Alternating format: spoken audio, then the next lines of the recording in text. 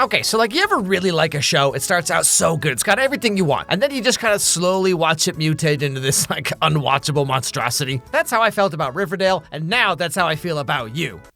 But what, me? What did I do? So season 1 of You was like really corny, right? But like I loved it, man. It was just the exact right kind of corny for me. And as the seasons went on, like I felt like the show got a little worse. Season 2 was fine. Season 3 was like a logical continuation of season 2. And then they just like reset the entire show for season 4, where like love is gone and Joe fakes his own death and he gives his son to a different family and then goes off to London by himself. The show probably should have ended with season 3 because like having both of them go out in a giant fire would have been a great poetic ending. Even the very end of season 4, like it could have worked as a decent ending, I guess. Although now that I say that, like back in my season 4 video, I said this. Like I thought they were gonna tell us about how whodunits work and then twist it all around somehow, right? But no, it's just exactly that formula. Like in a weird kind of way, there are 0 twists this season. Oh, wasn't I just adorable back then? And then the big twist ended up being that all of this was made up in his head, and actually he was the killer the whole time because he had split personality or whatever, which I personally think is so dumb. Like we're going along with this mystery of who's doing this and how and why and whatever, and then turns out none of it mattered because it was actually Joe sleepwalking or like whatever. I always think twists like this are so stupid because like the show is just being like, ha, look at you getting emotionally invested in all this stuff that wasn't even real. Psst, idiot. But then the end of the season is Joe getting with Kate, and Kate has some dark messed up stuff in her past too, and so she's like cool with Joe being himself. And you don't have to run away. You can be this. What do I need to know about your past? I've killed people. She had also done bad things. We all have something bad in us. Not this bad. But we decided we could leave our pasts behind. We keep each other good. 2 messed up people in a relationship with each other. Well, good thing this always works out. But so in season 5, they go back to New York. Kate is like a billionaire, right? So she pulls a few strings, easy bakes a couple ovens, Nickelodeon some gack, you know what I'm saying? And now Joe has his identity back, he has his son back, he's the doting house husband for Kate that has the whole business world talking. One Vanity Fair photo shoot holding your wife's purse, and the world idealizes you. The adoring, supportive partner to the high-powered, successful woman, everyone's favorite couple, changing the world together. It's a bit much, but the world loves a good love story. So the cast of characters this season, as an extension of last season, is probably the least interesting group of characters maybe ever. Like most of the season is about Kate, her half-sisters who are twins, her Uncle Bob, which is also the name of one of my cats, and there's this other secret half-brother, and they're all fighting amongst themselves about who's gonna be CEO of the dad's company. And Reagan, her half-sister and Lockwood Corp's CFO. Reagan has been top of her class from preschool to Wharton, started out in Lockwood Corp's mailroom to prove she didn't need nepotism to get ahead, a story she no doubt planned to tell when she accepted the CEO job. Never saw Kate returning as daddy's chosen successor. This is all about as boring and pointless as it sounds. Pretty sure this is kind of like not at all why any of us are watching this show. But like this right here is one of my biggest gripes with the last season. It's just like there's no fun, interesting, or likable characters at all. Like season 1 is mostly about Joe and Beck, right? But then remember there's the whole side plot with like Paco, and like you get to learn a lot about Joe because of how he views and helps Paco with his family troubles because they mirror Joe's childhood. This is one of the biggest reasons why Joe became this sympathetic psychopath. Like yeah, he's crazy, but he has this consistent internal justice like morality thing, right? It made him a very complex character. Season 2 is mostly about Joe and Love, and then there's like Love's brother who I thought was super annoying. But then remember there was Delilah and her sister, and like Jenna Ortega's character was really fun to watch because she's smart, sarcastic, you know, no nonsense, whatever. And Delilah is a great character. I loved every second she was on screen. Again, through these side characters having their own struggles that Joe helps with, it made him so much more alive and interesting and complex because he does horrible things, but his reasons are always kind of like gray and nuanced. From season 3 onward, they kind of ditched the fun, interesting side characters, and it's just like annoying, pretentious people. Like, I guess there was like Marion, but she was kind of just one note, to be fair. Especially season 4 and 5, okay? Like, I just wanted Joe to off all these people. Like, just the most one-note characters. Reagan over here is like a literal cartoon villain with zero redeeming anything. Your husband loves me. Your child came out of my birth canal, and the doctor said we might have to make an agonizing choice. You or the baby. That would have been the easiest decision I ever had to make. You are expendable, Maddie. Like, come on, Netflix. Bluey has more nuance than this. Even Joe, honestly, because like I said back in my season 4 video, he's just Dexter now, where it's just like no one will ever catch him and there's no any real consequences for anything, and he's just starting his entire life over like 3 times now. Or even just the setup itself of this season, where like Joe is now in a billionaire family and all sense of danger or stakes of any kind are just gone. Things do kind of come around eventually for Joe when someone starts talking about how they found out a bunch of stuff about what Joe and Kate were doing back in London.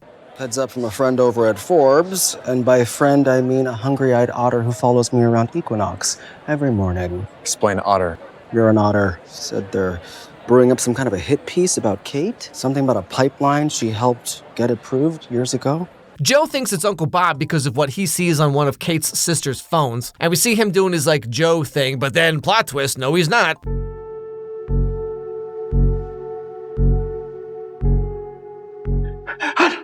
I can stop the beast. It's too late for that, Mom. This is for Kate. Joe. That's right, everybody. Joe's just a regular guy writing his own murder revenge fantasy fanfic, as you do. You're writing about killing Uncle Bob. This is grotesque. I know. Why do you feel you need to sneak off and write murder fantasies? It's just writing. This reads like you relish it. Kate, have you read literally any fanfic? This is like D tier in terms of shock value. Have you seen the tags on these? Improper use of Meyers. It's like I slap you in the face and then give you a little kiss on the cheek. Crack. What if we kissed over a stack of 2x4s? Chef Boyardee / Steve Richards.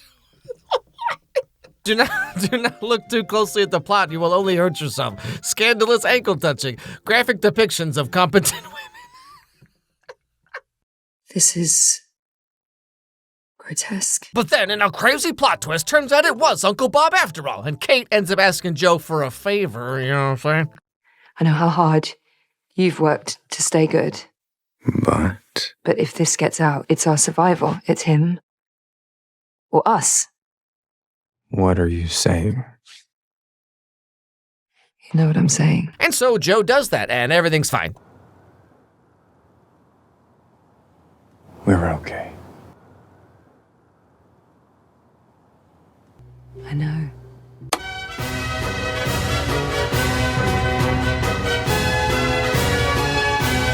Now, while this has all been happening, Kate buys the entire building that has the old bookstore, like the apartments and stuff in it, and Joe's kind of just walking down memory lane, right? And what he notices is that someone's been breaking in.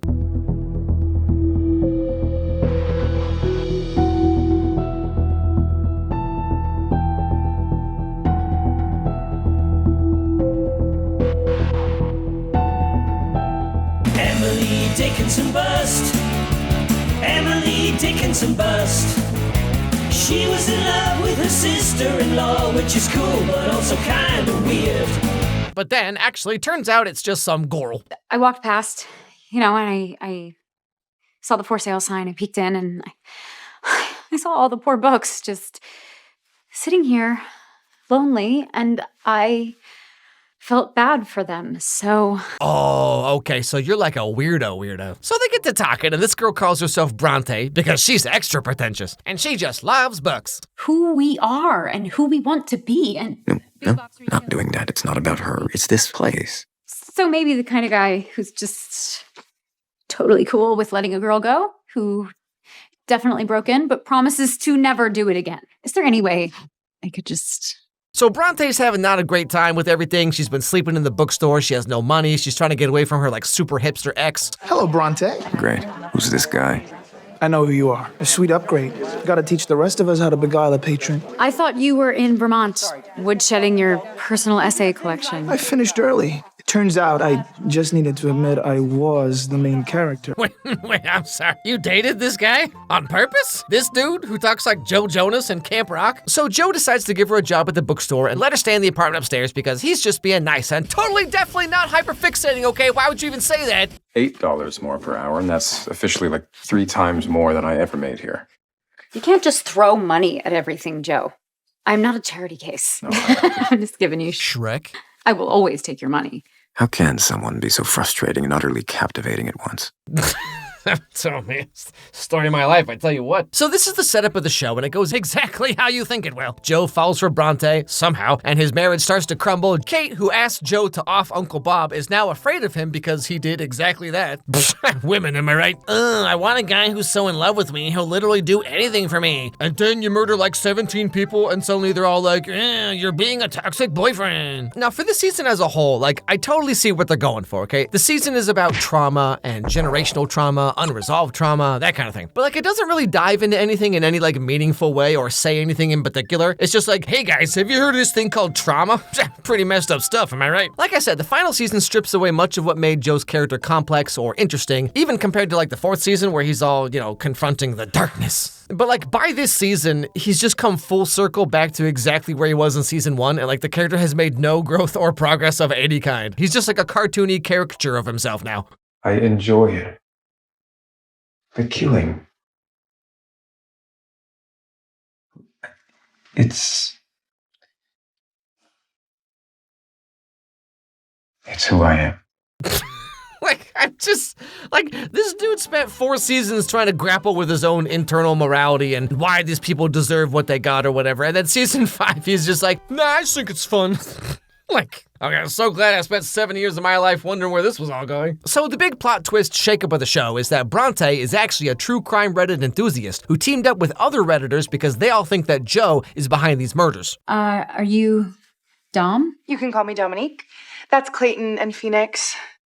How do you all know each other? Well, Phoenix and I met online. We connected over the fact that both of our families were screwed over by the justice system. And this guy with the commentary YouTuber haircut, this is Dr. Nikki from season 1. Remember that guy? This is his son. And also, double plot twist. Bronte went to school with Beck and read the book that Joe put out, and she felt like something was off, okay? Because it didn't really seem like Beck's writing. Because like no one's style ever evolves over time. I was reading Beck's book, Dark Face of Love, and there was just some stuff that didn't sit right with me. I felt like maybe Beck didn't write all of it herself. Like maybe someone else finished it. But it's funny though, because people on Reddit / the internet in general have tried to be like crime-solving super sleuth Nancy Drews or whatever, and more often than not goes horribly wrong. Like this hardly ever goes well. But yeah, so all of this with Bronte has actually been one big fake acting thing that they've all been doing, which explains a lot.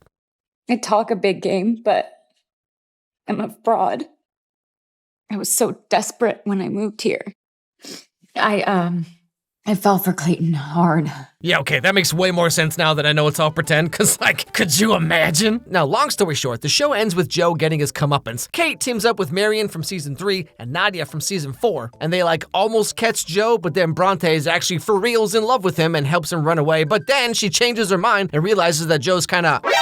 Because, what other kind of guy would have this many variations of wearing a blazer over a sweater? Come on, Joe, you're practically giving yourself away here. It could be that easy.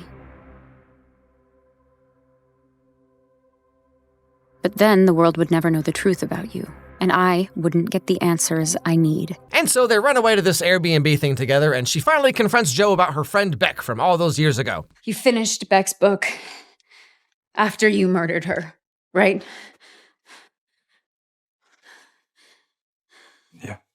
Yeah, I could spot your clumsy rewrites before I even met you. It wasn't enough that you took her life, you had to take her voice, too? You stole her nose, Joe, and then you held it between your fingers. How'd you even do that? So, this is where you kind of see where the show is trying to go. The very end here is all about giving voices back to the victims that Joe has scared into silence, or just, silenced completely, you know what I'm saying? And, I get it. I totally see what they're going for. But, about halfway through season 5, the show shifts to not being about Joe anymore. It's just about the crime solvers and Kate and Bronte and Marianne. And, the show's always been about Joe and about how he sees the world and his obsession with love and being loved and having his love accepted. But then here we are in the final season and he's still doing the same thing the same way for the same reason, and it all plays out the same. Joe as a character has not moved in any direction at all.